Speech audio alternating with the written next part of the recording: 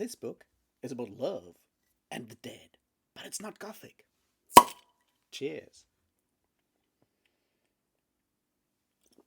Welcome back, everybody, to me talking about books. And the book we are here to talk about today is A Fine and Private Place by Peter S. Beagle.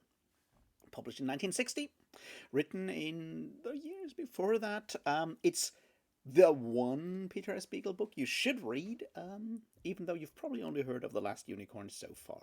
Anyway, let's talk about this very wonderful book that got a new re release recently. It's now also available in audio and is very much a beautiful bit of literature. And that's kind of what I'll be talking about today. We'll do the usual thing. I'll give you a quick synopsis of what's going on in that book, and then we'll talk about themes and stuff where, spoilers might be involved, although this is not necessarily a book that's easy to spoil. I'll just say that. Also, it's not even 300 pages. Just go and read it, goddammit. Anyway, let's get started and talk a bit about what A Fine and Private Place is. All right, as I said, published in 1960, written in 1958 ish, I guess, 59. It is set in 1958. It is what you might call an urban fantasy, or maybe a ghost story, or maybe a love story, or maybe all of that, or more. And it's it's a debut novel of Peter S. Beagle, who most of you probably know as the writer of The Last Unicorn, who has also a new book coming out later this year that we'll definitely talk about when it comes out. My point is, it is his debut novel. He wrote it at age 19, and it kind of showcases some of the things that you'll recognize from other writings of Peter S. Beagle. And we'll talk about all of that in the spoiler part. However, what is it about? It is about a man called Jonathan Rebek, or however you want to pronounce him, who lives on a cemetery in New York, has done so for the last 19 years, and is surviving by eating sandwiches that get stolen by a talking raven. And he can talk to the ghosts of the dead, of the recently departed. And the rest of the book is about him talking to some ghosts and just maybe trying to, or well, not trying to, come to terms with the world outside of his cemetery. It's a very slow book. It's a bit of a romance. It's a bit of a slice of life thing. You might call it cozy if you find ghosts cozy. And it's really hard to describe. It flows very sedately, um, and more is more about dialogue and philosophy and conversations and emotions than having a rapid plot, which is why I said it's hard to spoil. So if you like those kind of stories set on a cemetery, if you're a huge fan of, say, Neil Gaiman's Graveyard Book, which, well, was probably inspired by this one, and in fact Neil Gaiman wrote the introduction to the newest edition of the book, that might be kind of your vibe. If those kind of sort of slightly slower urban slice of life, uncanny things are your vibe, then go read A Fine and Private Place. If you want to find out what Peter S. Beagle got up to as a teenager, go read this book. If you want to read an incredibly well written book about, love and the world and how we deal with life, go read this book. You really have no excuse not to read this book. Because it's also incredibly quotable, and it's fun, and it's got a talking raven. Uh, what are you waiting for? Go read the book. It's a love story on a graveyard. It can't be better, right? And now let's talk about all the good things with mild spoilers right after you come back from reading it, and I have had a bit of a beer. Well, that went quick. I hope you enjoyed the book. I certainly did. Now, let's talk a bit about what is going on here and why I think it's such an interesting text. On the first hand, I think it shows where Peter S. Beagle, as an author, as a writer, comes from, what kind of style he has, kind of clung to throughout his career. It also is very much a document of the things that were possible in the 1950s and 1960s fantasy in the field of fantasy science fiction and associated bits and pieces that kind of got pushed to the side over a while and are slowly coming back. Then it's certainly an interesting portrayal of 1960s or 1950s New York, And I want to talk about all of these one after another. But let's start with, well, this being a Peter S. Beagle novel. Let's just, admire for a moment that he wrote that at age 19. And this might just be one of the most impressive debut novels I've read, just simply from like how polished the language is. It's brilliant the way he switches between very wry and funny dialogue, especially with the Raven, who doesn't have a name, um, in that part, or to a more realist, portrayal of certain habits whenever you have Mrs. Clapper talking to herself or talking to other people. That feels very much like a slightly comedic. Uh, Realist, almost a depiction of, in this case, Jewish culture, Jewish American culture in America, or in New York in particular, in that regard.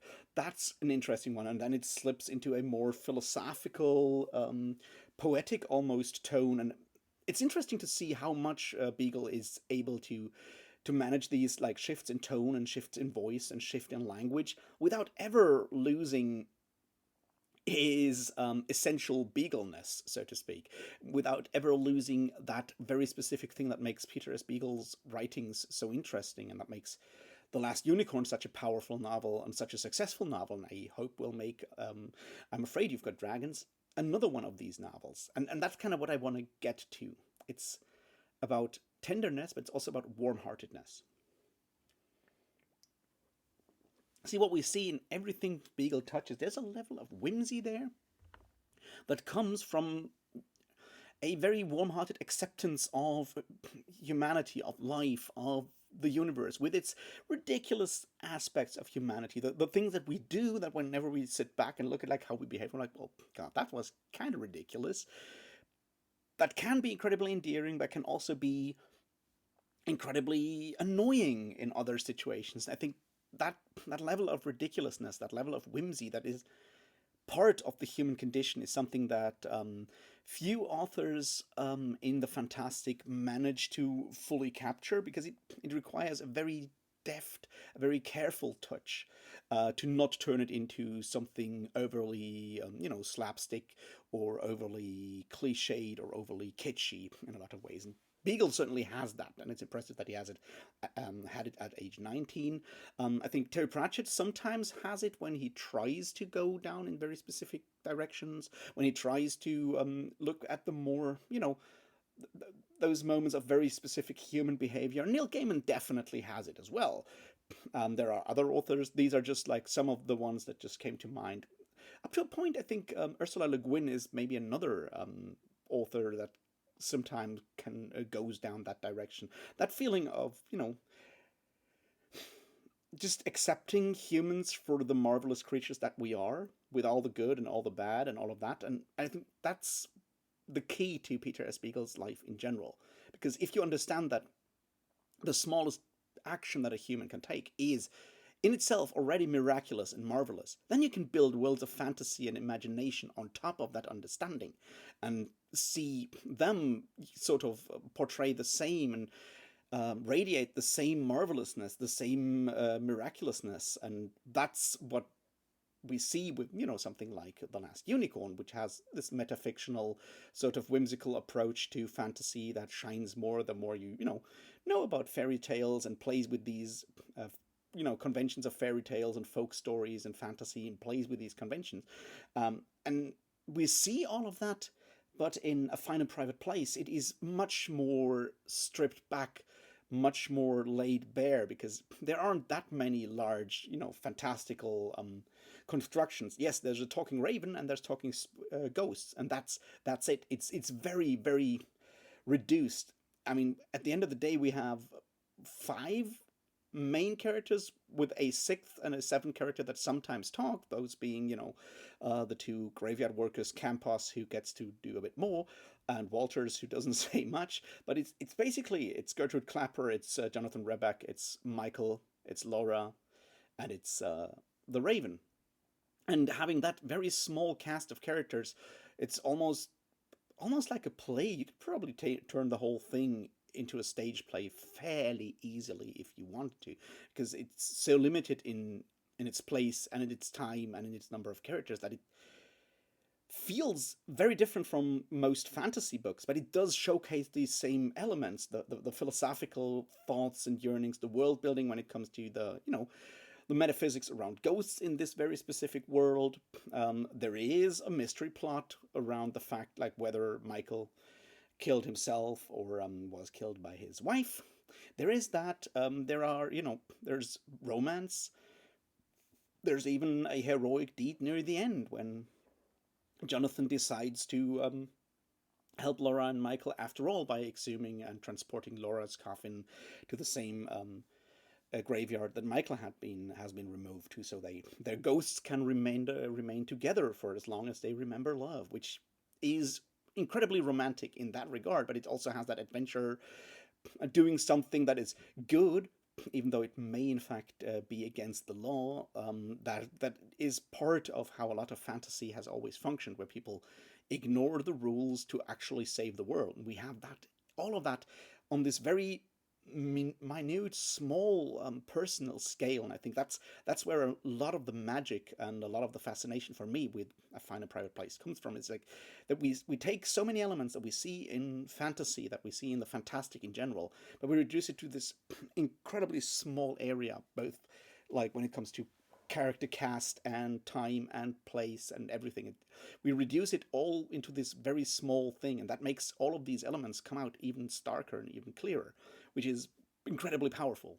And I think that's one of the main themes, or main reasons why A Fine and Private Place does, or at least does, touch me this much and makes me really appreciate it. So we have the prose that shifts between different forms, between the realist comedic and the wry comedic and the more ephemeral, slightly philosophic, romantic tones. It does shift between those effortlessly. And that leads us to the next part, which is sort of the meta level of that, which is once again where I think we'll see a lot of the influence on people like Pratchett and Neil Gaiman, for example.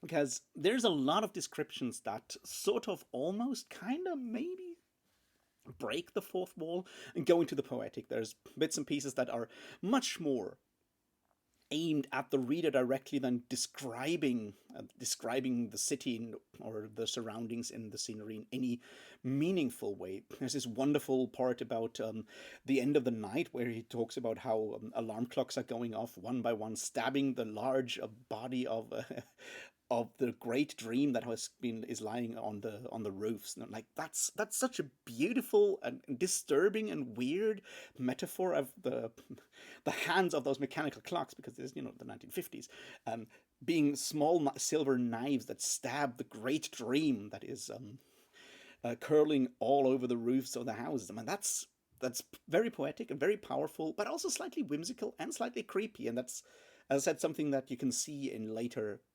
authors from time to time. But it's very much, I wouldn't call it purple prose, because it does have that level of awareness in it from time to time that creeps through this novel again and again. That a lot of these descriptions are slightly over the top in a way where you're aware that the author is also aware of what they're doing.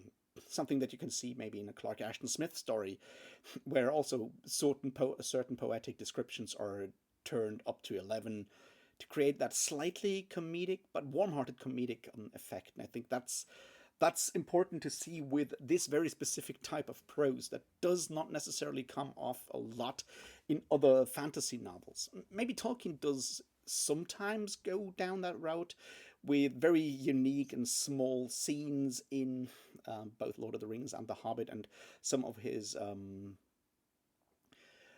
lesser known stories like Leaf by Niggle and The Elf Star, or whatever it's called. Those stories show a little of that awareness, that sort of wry humor, or wry, yeah, it's a bit of a wry humor that comes from being able to see the large panoply of human interactions, and or be aware of that some of it is somewhat ridiculous, and that kind of goes through that entire story all the time. But then again, there is always room for ridiculous jokes and interactions, especially around the Raven, which the Raven feels very much like a Terry Pratchett character almost. He could be a less slapstick version of Quoth the Raven that you see in some of the Discworld novels like Jingo, not Jingo, in Hogfather, definitely in some of the Susan novels. Soul Music possibly as well. Yeah, I think Soul Music is the one where he turns up for the first time. Like a talking Raven that is giving a lot of pronouncements on Ravenkind in general and being very grumpy all the time. I think is you can see these elements from Peter S. Beagle radiate out into other parts of the fantasy sphere, which I think is important to see around this book. So let's look at the next part. This being more about love and life than about a plot. And I've talked about that before, right? I said it's slow, it's almost slice of life. But it does have very real high stakes and tension. These kind of focus around Jonathan Rebek, which I think who is an incredibly interesting character and one that you rarely see in fantasy because it is more of a urban fantasy. He's a dropout, right? He did something. He lost his job. He went bankrupt as a pharmacist, and he tried to work in the system, and then he just like left the world behind. And the idea of the dropout character that is sort of left behind by the world, or leaves the world behind, because it's easier to function outside of the world, that's an interesting character that we rarely see in fantasy, where these kind of characters are always, hermits with like spiritual wisdom or whatever. And Rebek does fulfill that role when he helps, the newly dead ghosts to come to terms with the idea of being dead and how to do those things. But he's not that. He's very much closer to characters that you find in modernist literature of the 1910s to 1930s, where you have a lot of these characters that have, sort of dropped out of society because society has moved on, has become incredibly heartless and powerful and crushing. And seeing that character in that regard, I think, in that way, makes this book feel interesting for its time, but also feel incredibly modern because, isn't that something that we see a lot? People dropping out of society, people giving up, people fleeing into maybe fantasy worlds. It's a bit of an escapism in that regard, but people wanting to leave behind all the stress, all the misunderstandings of the world. It's why I think cozy fantasy in general is so popular. But we see that mirrored here. This is a bit of a cozy fantasy, but it's also very much, its main character is very much engaging in that form of cozy fantasy. And the interesting part is how that gets resolved.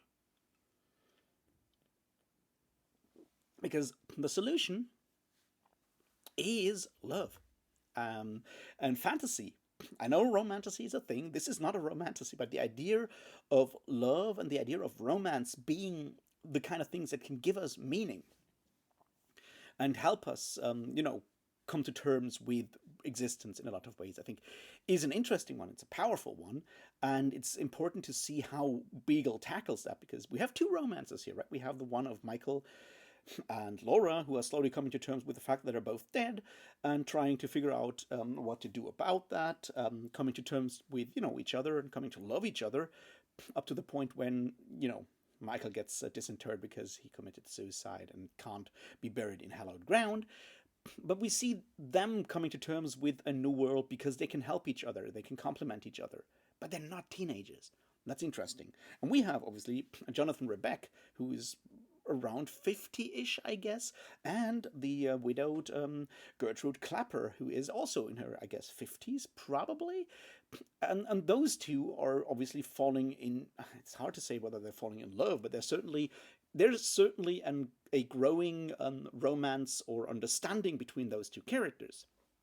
And Beagle choosing a more adult, a more mature form of love or relationship versus the kind of first love, young love, romance that you see in a lot of romance, I think is meaningful here because it is that part, not the falling in love head over heels and having a crush on someone, but it's the slowly coming to accept the other, coming to accept another, and turn the other into, well, not the other in a way, turning them into part of one's own world, slowly, grudgingly, and feeling that that makes the world a more complete place. And I think that that sort of mutual falling for each other is something that is hard to explain. It's hard to portray, and for a relatively short book, I think this one does an incredibly good job at it in showing that it's sort of love, but it's also very much pretending to not be love, all the way until the dead can actually speak those things, like calling, talking about being in love with each other. It's Michael and Laura who talk like that. It's not Jonathan, Rebecca, and Mrs. Clapper, of course. So having that part in it, I think, makes it very interesting, because it gives us a more realistic, and in that realism, once again, a more idealized, almost, form of love, or form of understanding, form of yeah, friendship turning into love, I think. And it's just really, really interesting and powerful to me, the way that happens over time. So these are just elements that I think are interesting. There's other parts that I found fascinating, the way they work. One of them is, of course, the portrayal of the times. This is set in 1958. And despite being a fantasy story set on a cemetery, Beagle manages to put in a lot of interesting points about the society of the late 1950s, early 1960s in the US. It does have a Cuban character, Campos, who is, well, he's a cemetery worker, but and is a helper and an interesting guy. He can talk to the raven and can see the dead, but so can Rebecca. So it's he's not singled out for that ability because of his background. We have him in here, so we have some representation of non-white characters, which I think is an interesting approach, showing that the United States are a multicultural place, and it's reflected in that cemetery in a lot of ways. When at the beginning it gets described, we learn that there are these different sections where people are buried by, well, by creed, by religion, but also by cultural national background. You have an Italian part, and you have a German part, and you have the all of these different parts. Um, so the idea that while New York is on the one hand a multicultural, inclusive city with all these different people, they still kind of cluster in their own parts. So it's more of a patchwork than a full intermingling, right? I think that's an interesting portrayal, and showing how that kind of persists all the way into death, at least for the living, because once the dead are dead, they can overcome all of these barriers, which is why Michael, who gets buried in the Catholic part, hangs out with Laura and falls in love with Laura, who gets buried in a very different part of the cemetery. So having this idea of the living imposing barriers is an interesting portrayal. Then, of course, there is the part about the Catholics, and Catholicism being such an interesting or weirdly outside part in American culture all the way to the 60s. I mean, I remember when people got worried that JFK might be taking orders from the Pope because he was the first Catholic US president. That's an interesting part, that Catholicism means so much. But also, on the other hand, the idea that suicide is actually a sin, and you cannot be buried in hallowed ground in the official cemetery, which leads to that whole drama that once Michael's wife or widow gets exonerated during the trial, he has to be taken to a different cemetery, and that's once again, that shows something about the forms of Christianity, the harshness of Christianity, but also of U.S. Society at the time. Plus, of course, Gertrude Clapper, who is obviously Jewish, with a German background in that regard, and her portrayal and her part of society when she walks to the different, like the Jewish delicatessen, and talks to the other people there. It's an interesting portrayal of one part of American, or especially New York, Jewish society, which is where Peter S. Beagle comes from. His parents are his family is Jewish. His mother was Jewish. His grandfather, I think, was a fairly well-known Jewish religious scholar, and it's his cultural background, and he portrays that one once again in how it's integrated or not integrated in society.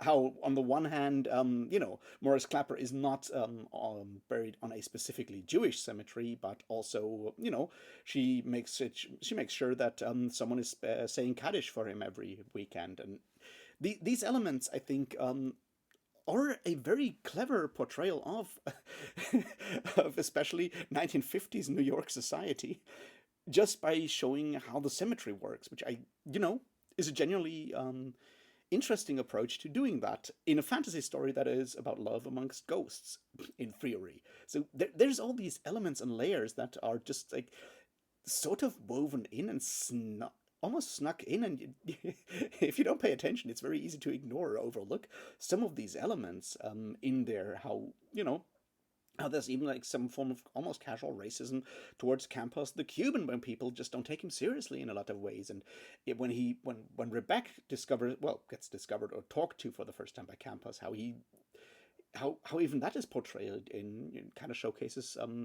Rebecca's unease with a non-white character. That's all of that is just very, very interesting, and fascinating, and far, far more subtle than a lot of fiction, especially fantasy fiction, has been before and after this book was published. So I think it's really, really fascinating to read, and really, yeah, emotionally powerful, at least for me. So there's that. Then there's, of course, the part of how the whole thing ends, how the plot is woven in. Because there is not only two romances, there's even a third one, and I think that's sort of the part that I appreciate. That there is that young love couple that hangs out on the cemetery for a couple of minutes, and close and through their very slightly awkward courting and slightly awkward love, after having walked through the entire night, which kind of shows you that it's the end of the 50s and the beginning of the 60s.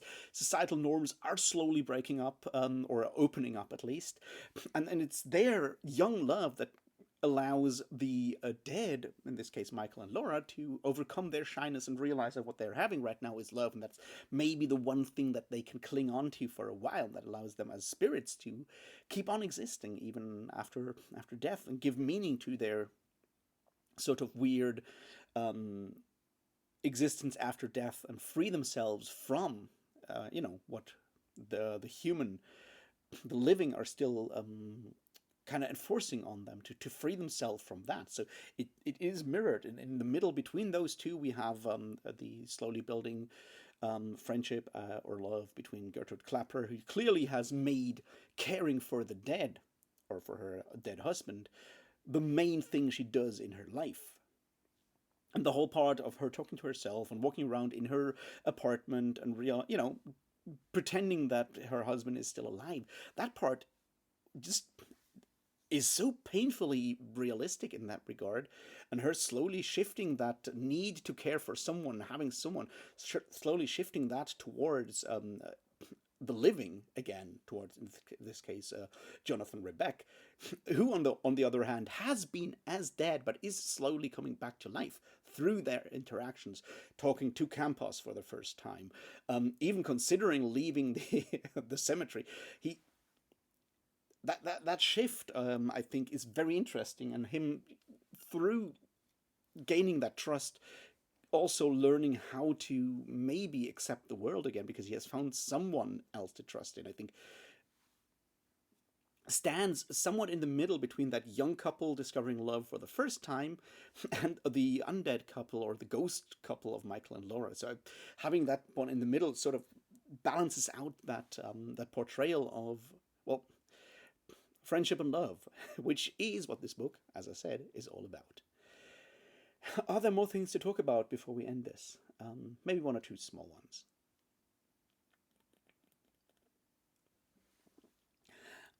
Yes. So on the one hand, I think the way the story slowly becomes the mystery of Michael's death, I think, is very interesting, because that would normally be the plot of a fantasy novel, right? Someone is dead and the ghost is trying to find out whether who murdered him, or tries to prove that he got murdered. But in this case, it's just something that the Raven sometimes talks about, and it's always like, well, who cares? I think that's an interesting way. It does subvert the ideas and the forms of a lot of fantasy. The other part that I think is interesting is how much this book is part of that older fantasy tradition that gets slowly rediscovered and for a long time has been very much on the margins of the fantasy genre. The idea that fantasy takes place in our world, the idea that it doesn't have to follow very specific forms in a lot of ways. In that regard, it feels similar to something that, although very different, of course, in style and everything, from something that, say, Roger Zelazny wrote in, say, the Books of Amber and stuff like that. The idea that that our world is magical and that you can tell any story you want, and make it slightly fantastic, almost magical realism. I mean, you could call this probably magical realism if you wanted to. I think it doesn't actually fit that description fully, but it certainly stands in that weird place because magical realism does allow you, does tell all kinds of stories with magical elements, but does not fall, oftentimes at least, fall down into these one or two very formalized plots and stories that we have made fantasy into, which is interesting because this book got republished by Ballantine during their Ballantine adult fantasy series, which has done so much in formalizing fantasy over time, with the re-releases of the Lord of the Rings and the Shannara books by Terry Brooks, and say all of these other stories that have turned a lot of fantasy into the either epic fantasy quest story, or you have the sword and sorcery fighting adventure, or later on you have the urban fantasy, which is usually somewhere between crime fiction and paranormal romance. All of these very specific plot styles and story styles that we talk about when we talk about fantasy so often, they have, fantasy congealed into these forms. But there's a time around somewhere between the late 30s and early 60s where these forms are not yet fully fixed, and you can do all of these things. You can tell these kind of stories in whatever way you want. And I think A Fine and Private Place is a prime example of that freedom, of that boundless place that the fantastic has been or used to be at that time. There's obviously sometimes books that come out of that come back to that in all kinds of other ways later on, but they're few and far between. Obviously, Neil Gaiman is definitely someone who took a lot from Peter S. Beagle in that regard and other regards. Like you can see parallels in the prose style and so forth as well. So seeing that is interesting, but I think with the breakdown of fantasy, or at least the breakdown of the barriers between self-publishing, fan fiction, and mainstream publishing in a lot of traditional publishing of fantasy and fiction, these borders have slowly, these forms of fantasy are slowly melting again, and we can slowly see how cozy fantasy becomes a thing. All kinds of other forms of the fantastic are being created again, and these for a long time ossified structures of fantasy are breaking up. So we see, or at least I think maybe that A Fine and Private Place may find more readers now that we have come back to understanding that fantasy doesn't have to be a bunch of dudes walking somewhere and killing a bunch of monsters on the way, but could also be about a very lonely person coming to trying to gather the bravery, the courage to actually leave their retreat and come back into the world. Maybe that could also be a fantasy story. We are slowly coming back to that place, and I think it's beautiful to see that in a lot of ways. And I think that's partly what makes this book so interesting. That it feels more modern now than it would have felt, say, a decade ago or maybe 20 years ago. And that's an interesting observation on fantasy or the fantastic in general. The last part is, of course, before we leave this, that I find so much of myself in Jonathan Ribak. It's kind of scary, and the way Beagle describes that last part when Jonathan slowly leaves the cemetery and he joins, sits in the car, in the truck with Campos and Mrs. Clapper, and they're leaving the place, and the fear that he has, and that's that's incredibly perceptive and incredibly scary and incredibly emotional. At least for me, I found a lot of myself in this book. I absolutely loved it. I hope you go and read it, and if you have read it before, let me know what you think in the comments. If you're going to read it, let me know in the comments, and if you have anything else to say, let me know in the comments. And that's kind of it. Go read the fucking book. It's brilliant, and more people need to know about it. Anyway, thanks for watching. I'll see you in the next one, and I don't know. Cheers.